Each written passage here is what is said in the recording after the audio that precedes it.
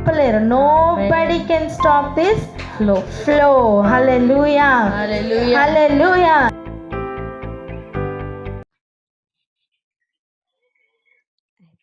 Thank you master. అందరికీ praise lord అండి. Praise lord. Hallelujah. నిన్నటి దినాన్ని మనం 108వ కీర్తన మనం 3 వచనాలు చూసాం కదా. ఈరోజు దాని కంటిన్యూషన్లోకి వెళ్దాం.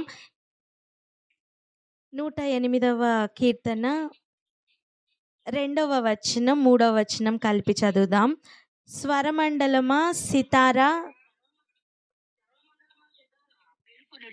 నేను ఏకోనే లేచెదను, గనుల మధ్య నీకు కృతజ్ఞాస్తుతులు చెల్లించెదను, ప్రజలలో నేను కీర్తించెదను. హల్లెలూయా. ఇక్కడ మనం చెప్తున్న మాట, చదువుతున్న మాట, సితారా మేలుకో, స్వరమండలమా మేలుకో అని చెబుతున్నప్పుడు మనం వాటితో పలుకుతున్న మాటను గమనించగలం. దావీదు గారికి ఒక అనుభవం ఉందండి. ఎటువంటి అనుభవం అంటే వేకువనే లెగుస్తున్న అనుభవం. అందరు చెప్దామా? వేకువనే లేస్తున్న అనుభవం అని. హల్లెలూయా. నిన్నటి దినాన్ని మనం ఏం చూసామంటే మనం ఉరిలో నుండి లేవడం మనం చూసాం. నిద్రలో నుండి లేవడం అంటే ఏంటో చూసాం. కునుకుపాటులో నుండి ఎందుకు లేవాలో మనం చూసాం. వాటన్నిటిని విడిచిపెట్టి వేకునే లేస్తున్న అనుభవం ఉందే. వాటన్నిటిని విడిచిపెట్టి, వేటిని? నిద్రను కునుకుపాటును విడిచిపెట్టి లేచి ఆయనని స్తుతిస్తున్న అనుభవంలో మనం ఇంకొక మాటను చూసుకుంటూ మనం ముందుకు వెళ్దాం. ఒక గొప్ప ట్రెజర్ని మనం ఈరోజు పొందుకోవాలి. మనం పొందుకోకుండా మనం ఈరోజు ప్రజల్లోనికి వెళ్ళకూడదు. చూడండి 3వ వచనం ఏం చెప్తున్నారు? నేను ఎక్కడ స్తుతిస్తానంటున్నాడు? ప్రజలలో స్తుతిస్తానంటున్నారు దావీదు. ఇంకొక వచనం చదువుకుందాం రండి.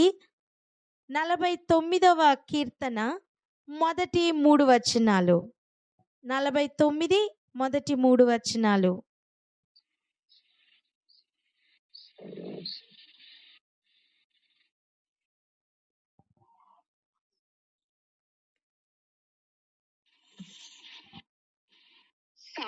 సర్వజనులారా ఆలకించుడి, సామాన్యులేమి, సామంతులేమి, ధనికులేమి, దరిద్రులేమి, లోక నివాసులారా మీరందరూ ఏకముగా కూడి చెవియొగ్గుడి. నా నోరు విజ్ఞాన విషయములను పలుకును, నా హృదయ ధ్యానము పూర్ణ వివేకము గూర్చినదై ఉండును. గూఢార్థము గల దానికి నేను చెవియొగ్గెదను, సితారా తీసుకుని నా మరుగు మాట బయలుపరచెదను. హల్లెలూయా. ఈ అనుభవం కొంచెం అర్థం చేసుకుందాం. ఈ అనుభవం అర్థం చేసుకుందాం. ఈ మాటలు పలుకుతున్నది కోరహు కుమారులు. చూడండి పైన ప్రధాన గాయకునికి కోరహు కుమారులది గీతం ఇది. వీళ్ళు ఏం పలుకుతున్నారో చూడండి. సర్వజనులారా ఆలకించుడి. ఇంతకుముందు మనం చూసింది దావీదు గారి కీర్తన, కానీ ఇప్పుడు మనం చూస్తున్నది కోరహు కుమారులది. అయితే జరుగుతున్న విషయం, మాట్లాడుతున్న విషయం, సర్వజనులారా ఆలకించుడి. ఏమంట? సామాన్యులేమి, సామంతులేమి, ధనికులేమి, దరిద్రులేమి అంటే ఎక్స్టెన్షన్స్ అన్నమాట. ఆ దరిద్రుల దగ్గర నుంచి ధనికుల వరకు అని చెప్తున్న సమయం, మధ్యలో ఉన్న వారందరితోని మాట్లాడుతున్న మాటే అది. చూడండి, మనం చాలాసార్లు A to Z అంటాం కదా. దాని అర్థం ఏంటి? మధ్యలో ఉన్న Bతో మాట్లాడట్లేదా? Cతో మాట్లాడట్లేదా? Yతో మాట్లాడట్లేదా? A to Z అంటేనే ఆ మధ్యలో ఉన్నవన్నీ ఎలా వస్తాయో అదేవిధంగా ధనికులేమి, దరిద్రులేమి అని చెప్పుతున్న సమయం, ఈ మధ్యలో ఉన్న ప్రతి ఒక్కళ్ళు కూడా దానిలోనికి వస్తారు అని అర్థం. వారందరితోని కూడా చెప్పుతున్న మాట, లోక నివాసులారా, అందరితోని, ఈ లోకంలో నివసిస్తున్న ప్రతి ఒక్కరితోనూ పలుకుతున్న మాట ఏమని? మీరందరూ ఏకముగా కూడి చెవియొగ్గుడి. ఏకముగా కూడి ఏం చేయాలట? చెవులు ఇవ్వాలట. చెవులు ఎందుకు ఇవ్వాలి? చెవులు ఎవరికి ఇవ్వాలి? చెవులకు ఉన్న విశిష్టమైన ఒక క్వాలిటీ ఏంటో తెలుసా? చెవులకు వివేకం ఉందట. పలుకుదాం ఈ మాట, చెవులకు వివేకం ఉన్నదని.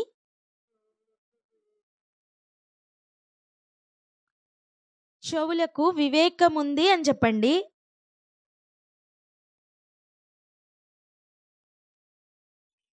ఆ చెవులకు ఉన్న వివేకం వలన ఏ మాట వినాలో ఏ మాట వినద్దో ఆ చెవులు డిసైడ్ చేసుకోవాలి. మళ్ళీ చెప్తున్నా, చెవులకు ఉన్న ఆ క్వాలిటీని బట్టి చెవులు డిసైడ్ అవ్వాలి. ఏ మాట నా చెవుల్లోనికి వెళ్ళాలి, ఏ మాట నా చెవుల్లోనికి వెళ్ళకూడదు అని ఎవరు డిసైడ్ చేయాలి అంటే మన చెవులు. చూడండి, పౌలు గారు ఈ మాట అంటారు, అపవిత్రమైన మాటలకు విముఖుడవు కమ్ము అని. అపవిత్రమైన మాట ముఖములో ఏ భాగం గుర్తుపడుతుంది? చెవులు కాదా? అర్థం, చెవులకు వివేకం ఉంటుంది, అర్థం చేసుకునే జ్ఞానం దేవుడు చెవులకు ఇచ్చారు. ఏ మాట నా చెవులను దాటి లోపలికి వెళ్ళాలి, ఏ మాట నా చెవులను దాటి లోపలికి వెళ్ళకూడదు అనే వివేకం ఈరోజు మనందరికీ కావాలి. ప్రజలందరికీ చెప్పుతున్న మాట, నా మాటను వినమని. కానీ మనకైతే వాక్యం చెప్తున్న సత్యం, కొంతమందికట దురద చెవులుంటాయట. వారు దేనికి తలుపు తెరుస్తారు? కల్పన కథలకి తలుపు తెరుస్తారు. హృదయానికి ఓపెనింగ్ పాయింట్, ఓపెనింగ్ డోర్ ఏదైనా ఉందంటే అది చెవులే. హృదయం లోపలికి నువ్వు ఏదైనా పంపించాలి అంటే నీ చెవుల ద్వారా నువ్వు పంపించే ముందే నీ చెవులను కాచుకో. అపవిత్రమైన మాట గనక, అపహాసకుల మాట గనక నీకు వినిపిస్తుందా, నీ చెవులు గట్టిగా మూసుకో. ఆ మాట లోపలికి కూడా వెళ్ళనివ్వకుమా. ఈరోజు ఈ వాక్య భాగంలో మనం చదువుతున్న మాటను జాగ్రత్తగా చూడండి. 3వ వచనం, నా నోరు విజ్ఞాన విషయములను పలుకును. విజ్ఞాన విషయములు మాట్లాడుతున్న ఒక నోరు గనక కనిపించిన, ఆ మాటలు చెవులకు వినిపించిన, చెవులను తెరువు. వేరే ఇతర ఏది కనిపించినా, వేరే ఇతర ఏ మాట వినిపించినా నేను వినను అనే ఒక తీర్మానం ఈరోజు మనం తీసుకోవాలి. హల్లెలూయా.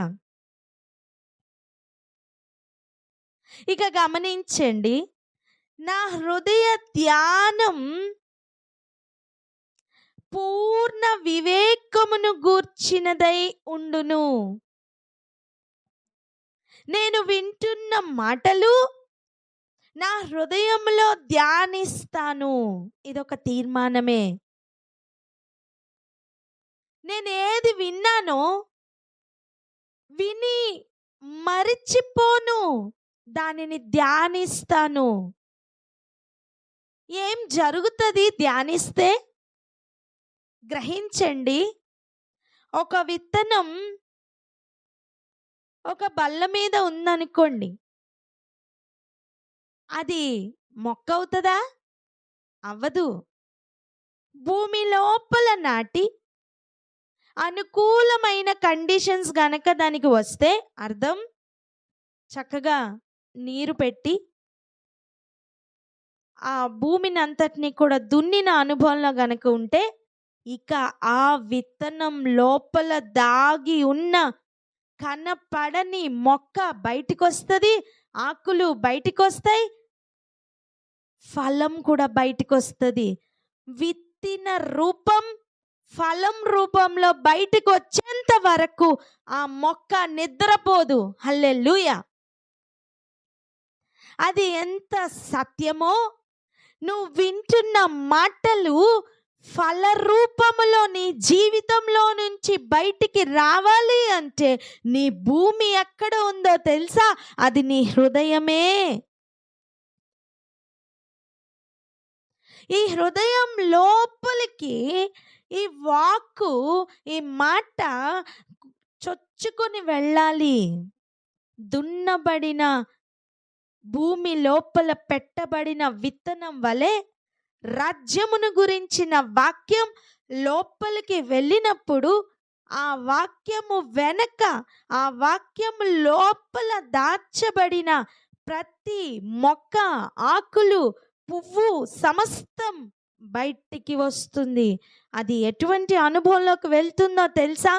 ఎలాగైతే విత్తిన ఒక విత్తనం ఫల రూపంలో వస్తుందో, విత్తబడిన వాక్యం నీ జీవితంలో నుంచి బయటికి కనిపిస్తుంది. హల్లెలూయా. ఈ అనుభవాల్లోనికి వెళ్ళాలి అనే ఆశ ఉందా? అయితే నువ్వు వింటున్న మాటను కొట్టుకొని పోకుండా జాగ్రత్త పడు.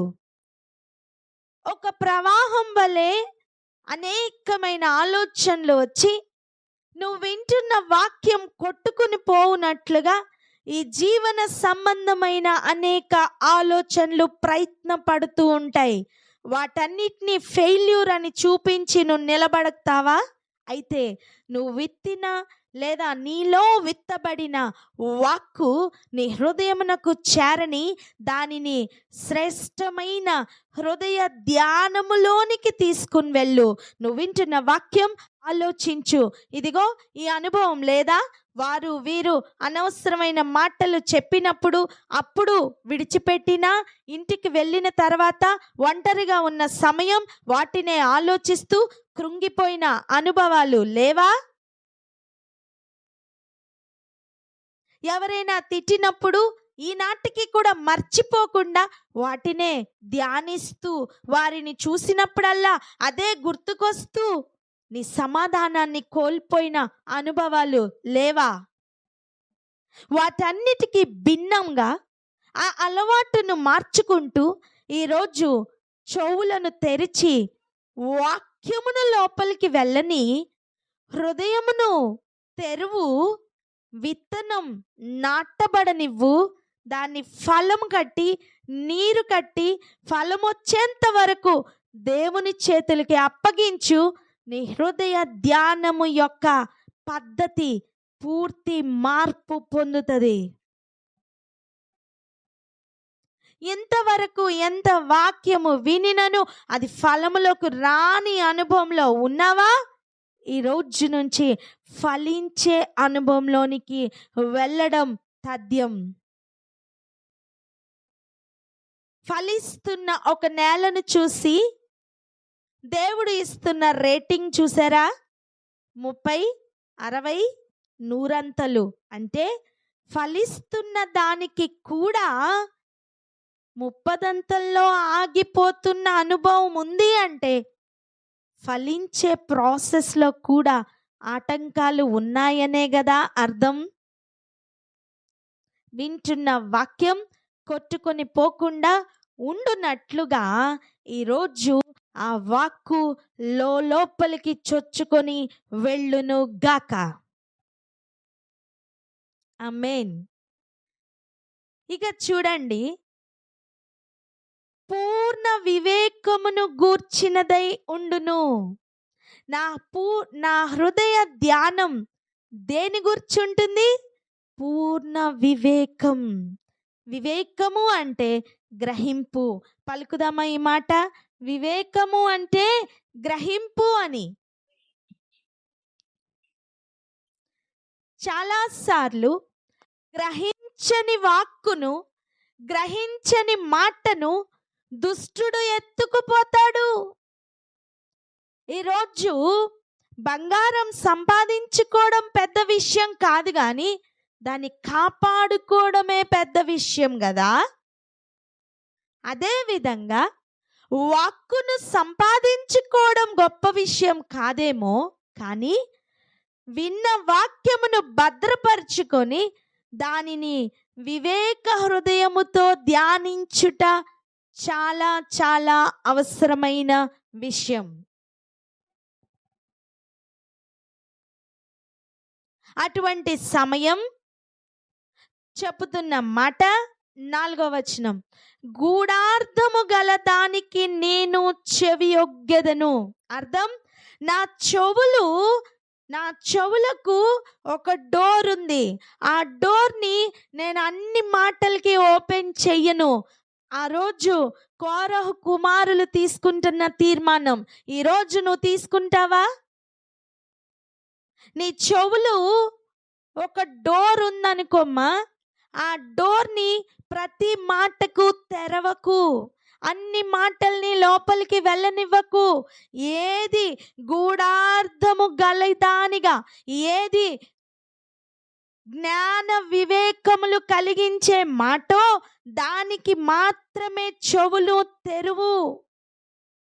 అప్పుడు జరుగుతున్న కార్యం, ఆ మాట నీ హృదయంలోనికి చేరుతుంది. చెప్పండి, వినిన మాట నా హృదయం లోపలికి వెళ్తుందని. చెప్పండి, వినిన మాట నా హృదయంలోనికి వెళ్తుంది. ఆమేన్, ఆమేన్. ఇది పలుకుతున్న సమయంలోనే నువ్వు వింటున్న మాట నీ హృదయంలోనికి చేరుతుందమ్మా. హృదయం నిండిన దాని బట్టి నోరు మాట్లాడును. హల్లెలూయా. సద్విషయములతో, జ్ఞానము కలిగిన గూఢార్థమైన మాటలతో నీ హృదయం నిండుకున్న తర్వాత వ్యర్థమైనది నీలో నుండి రాదు. వ్యర్థమైనది నీలో నుండి బయటికి తీయాలని నీ పరిస్థితులు ప్రయత్నం చేస్తున్నాయా? అవి ఈరోజు ఓడిపోతాయి.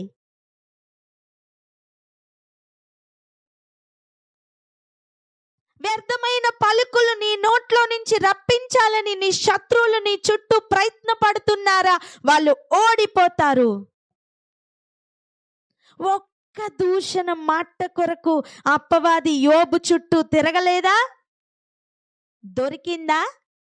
ఒక్క మాట దొరకలేదే. కారణం, హృదయం నిండినది మొత్తం దేవుని మీద ఉన్న కృతజ్ఞతతో, దేవుని మీద ఉన్న నమ్మకముతో, విశ్వాసముతో. ఏది కోల్పోయినా ఒక్క దూషణ మాట కూడా దొరకలేదంట అపవాదికి.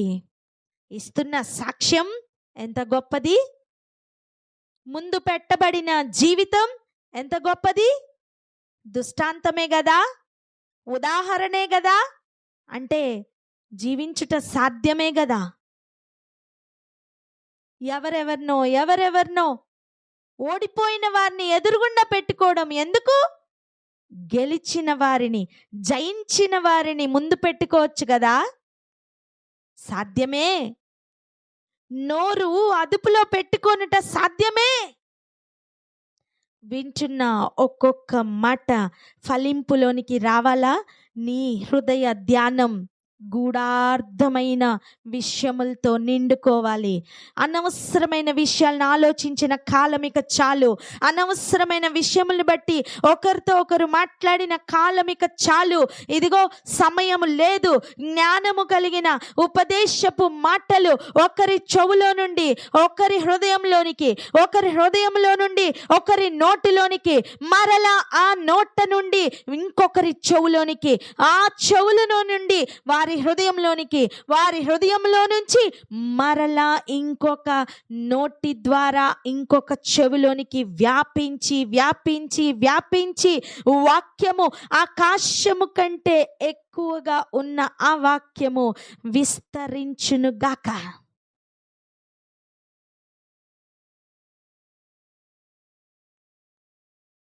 అటువంటి హృదయముతో నిండుకున్న జీవితం పలుకుతున్న ఒక మాట 4వ వచనం చదవండి.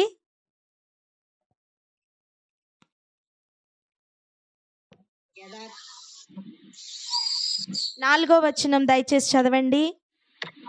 గూఢార్థం గలదానికి నేను చెవి యొగ్గెదను, సితార తీసుకుని నా మరుగు మాట బయలుపరచెదను. హల్లెలూయా. ఇప్పుడు చూసారా, ఈ అనుభవం చూసారా? ఊరికనే మాట్లాడట్లేదంట. సితారా తీసుకొని నా మరుగైన లేదా నా మరుగు మాట బయలుపరచెదను. ఇటువంటి అనుభవమే కదా దావీదు కూడా చెప్తున్న మాట. వేకునే లేవగానే సితారాని కూడా లేపుతున్న అనుభవం కదా. ఇప్పుడు కోరహు కుమారులు చెప్తున్న మాట, హృదయం లోపల ధ్యానించిన దానిని నేను నా మామూలు మాటలతో కాదు, సితారాని వాడి నేను మరుగైన మాటలను బయటికి తీసుకుని వస్తాను. అవి ప్రజల్లోనికి వెళ్తాయి. దేనికి? ఎందుకు? ఆయనను వెల్లడించడానికి.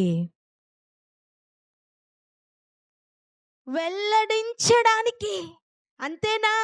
5వ వచనం చూడండి. నా కొరకు పొంచువారి దోషకృత్యములు నన్ను చుట్టుకొనినప్పుడు ఆపత్కాలములలో నేనేలా భయపడవలెను? నీ హృదయం మొత్తం జ్ఞాన వివేక విషయములకు చోటిచ్చావే, నీకు భయం ఎందుకు వస్తుంది? ఒక మాట చెప్పనా, భయానికే భయం పుడుతుంది. హల్లెలూయా. ఇటువంటి అనుభవాలను అనుభవిస్తున్న ఒక జీవితం కావాలా?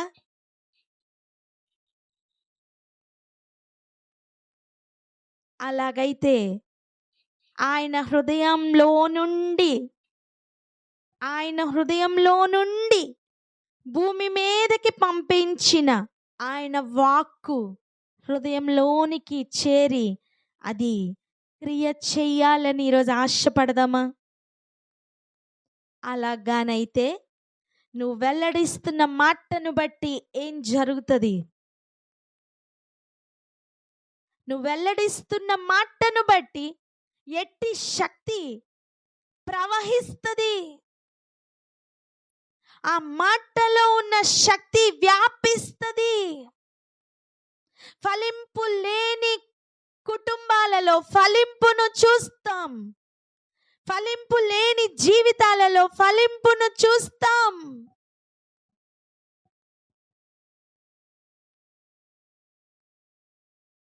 కరువు కాలంలో కూడా ఒక్క విత్తనం వేసి 100 పంటను కోసిన అనుభవం లేదా మన పితరుడైన ఇస్సాకుకు? అలాగైతే ఫేవరబుల్ కండిషన్ ఏవీ లేవా? చుట్టూ అన్ని వ్యతిరేక పరిస్థితులేనా? పర్వాలేదు, జ్ఞానము కలిగి ఒక్క మాట పలుకు. నీ పలుకు లోపల నుండి దేవుని శక్తి వ్యాపిస్తుంది. నీ పరిస్థితులన్నీ కూడా నీ మాట యొక్క స్వాధీనంలోనికి వస్తాయి. జీవ మరణాలను నాలుక వశాన్ని పెట్టిన దేవుడు జీవం నుండి మరణం వరకు ఉన్న ప్రతి విషయమును నాలుక వశాన్నే పెట్టారు కదా. వ్యర్థమైన మాటలు పలికి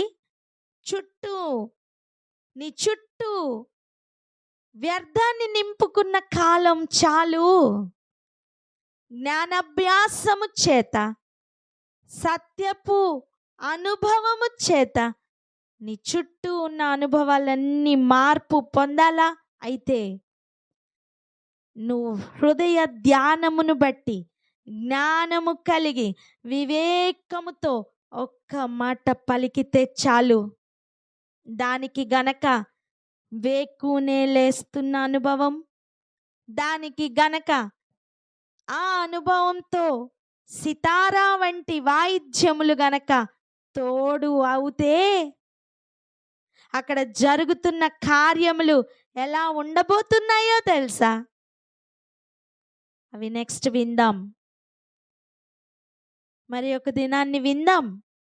కానీ ఈరోజు మనకు అర్థం అవ్వాల్సిన విషయం, నేను ఎటువంటి మాటలను వింటున్నాను, నేను ఎటువంటి మాటలకు నా హృదయాన్ని ప్రోగ్రెస్ చేయడానికి అనుమతి ఇస్తున్నాను. నేను వింటున్న మాట ఊరికనే ఉండదు, అది ఖచ్చితంగా నా హృదయంలోకి చేరి ఏదో ఒక క్రియ చేస్తుంది. మంచి విత్తనం వేసిన పొలములో చెడ్డ మొక్కలు ఎలా వస్తాయి? ఎవరు నాటుతున్నారు అంటే శ్రద్ధ తీసుకోకపోతే బలురక్కసి మొక్కలు వస్తాయనే కదా. శ్రద్ధ తీసుకోకపోతే దూలగొండు చెట్లు వస్తాయనే కదా. సోమరివాడు దానిని గమనించడేమో, కానీ మంచి రైతు వాటిని గమనిస్తాడే. మన జీవితంలో మనకే తెలియకుండా ఏవైనా అపవిత్రమైన మాటలు వెళ్ళాయా? వాటిని బట్టి ఈరోజు కొంచెం శ్రద్ధ తీసుకుందామా? జాగ్రత్త పడదామా? అనవసరమైన మాటలకు విముఖుడుగా మారదామా? ఒకసారి చదవండి 2వ తిమోతి 2వ అధ్యాయం 16వ వచనం 17వ వచనం.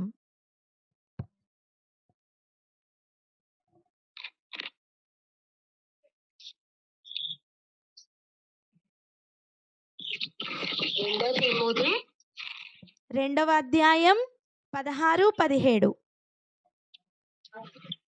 అపవిత్రమైనటువంటి మాటలకు విముఖుడవై ఉండకము. అట్టి మాటలాడువారు మరి ఎక్కువగా భక్తిహీనులగుదురు. పురుకు పుండు ప్రాకినట్టు వారి మాటలు ప్రాకును. వారిలో ఉముమైన పిలేతులు ఉన్నారు. వారు పునరుద్ధానము గతించెనని చెప్పుచు సత్యము విషయము తప్పిపోయి కొందరి విశ్వాసమును చెరుపుచున్నారు. స్తోత్రం. అక్కడ ఒక మాటను చూడండి, అపవిత్రమైన వట్టి మాటలకు విముఖుడవై ఉండుము. ఉండకుము కాదు, ఉండుము. అర్థం, అపవిత్రమైన మాటలు నీ చెవులకు వినిపిస్తున్నాయా? నీ ముఖము త్రిప్పుకో, వాటిని వినకు. ఎందుకంటే అటువంటి మాటలు వినిన వారు విశ్వాసమును చెరుపుకుంటున్నారట. నువ్వు వినిన మాటలు కూడా కొట్టుకుపోయే విధంగా అపవిత్రమైన మాటలు పనిచేస్తాయి. జాగ్రత్త. హృదయంలో దాచుకున్న విత్తనంతో సహా అది ఫలింపులోనికి రాకుండా అపవిత్రత ప్రయత్నం చేస్తుంది. జాగ్రత్త. అందుకే గూఢమైన సంగతులను ధ్యానిస్తున్న అనుభవంలో హృదయం ఉండాలి. ఈ మాటలను దేవుడు దీవించునుగాక. ఆమేన్.